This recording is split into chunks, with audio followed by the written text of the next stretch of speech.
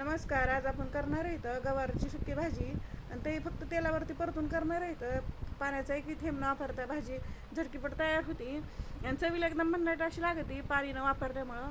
आणि तुम्ही भाजी एकदा नक्की ट्राय करा, सर्वांना आवडेल. रेसिपीला सुरुवात करू. अर्धा किलो गवार घेतलेली, याला मागचं पुढचे देठं काढून घ्यायचे, नीट करून घेणार आहे. त्याला 2 ते 3 पाण्यात स्वच्छ धुवून घ्यायची. एक कढई घेतलेली, कढईमध्ये 2 चमचे तेल टाकायचं. तेल गरम झालं की छोटा चमचा मोहरी चांगली तडतडून द्यायची. मग त्यामध्ये जिरे टाकायचे आणि लसूण टाकायचे. 5 ते 6 काया घेतल्यात बारीक कापून.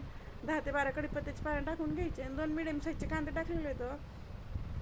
कांदा चांगला परतून घ्यायचा, हलकासा गुलाबी कलर येऊन द्यायचा आणि मऊ कांदा झालं की त्यामध्ये हे गवार टाकून घेणार आहेत आपण नीट करून घेतलेली. ते गवार टाकून घेतले की तेलावरती 1 ते 2 मिनिटं चांगलं परतून घेणार आहेत. चांगली गवार तेलावर परतून झालं की चवीप्रमाणे मीठ टाकायचं आणि मीठ टाकून चांगलं मिक्स करून घ्यायचं, कारण मिठाला पाणी सुटतंय त्यावर आपली गवार तयार होती.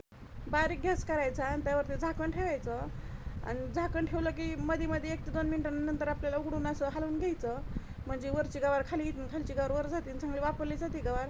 आणि असं तळाला पण चिटकत नाही, त्यामुळे 2-2 मिनिटांनी सारखं हलवत राहायचं. ह्याला कमीत कमी 10 ते 12 मिनटं लागतात गवार अशी वापरून घेण्यासाठी. पण अशी जर गवारची भाजी केली तर चवीनुसार अशी भन्नाट अशी गवारची भाजी तयार होती. मग गवार चांगली मऊ झालेली, एकदा मिक्स करून घेऊ. त्या कलर पण चेंज झालेला आहे, तुम्हाला दाखवते की छान अशी गवार झालेली. त्यामध्ये पावडर मसाला टाकून घेऊ.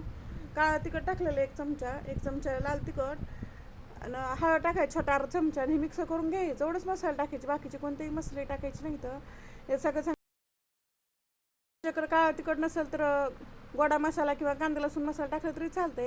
त्यात 3 ते 4 चमचे शेंगदाण्याचं कूट टाकून घ्यायचं, हलकं जाडसर कुठं आहे, असं एकदम बारीक नाही आहे. हे सगळं चांगलं मिक्स करून घ्यायचं. चांगलं कूट सगळं मिक्स झालं की बारीक गॅस करायचा आणि बारीक गॅसवरती 3 ते 4 मिनिटाची वाफ काढून घ्यायची, म्हणजे मसाले सगळं गवारमध्ये उतरतात. 3 ते 4 मिनिटांनी गवार चांगली तयार झाली आणि झटकीपट तयार होती. अगदी 10 ते 12 मिनटं लागत होतं बारीक गॅसवरती चांगलं परतून करायला. आणि तेलावरती परतून घेतलेली, अजिबात त्यात पाण्याचं थेंब न वापरता केलेली. त्यामध्ये भरपूर अशी कोथिंबीर टाकायची, मिक्स करून घ्यायचं.